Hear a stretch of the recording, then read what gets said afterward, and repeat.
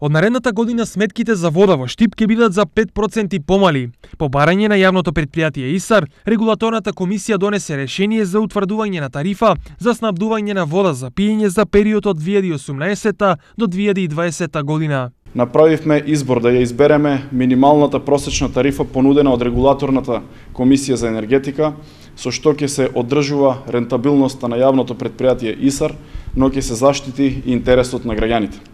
Во 2018 година цената на водата за пиење за домакинствата и јавните институции ќе изнесува 33,73 денари или за 5% помалку во однос на досегашната тарифа.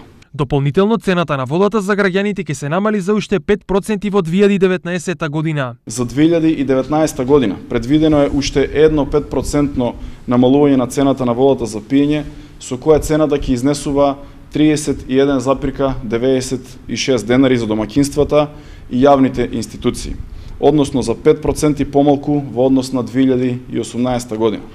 Овие цени се однесуваат на вода за пиење во домакинствата. Во овој регулиран период, намалување ќе има и на цената што фирмите ја плаќаат.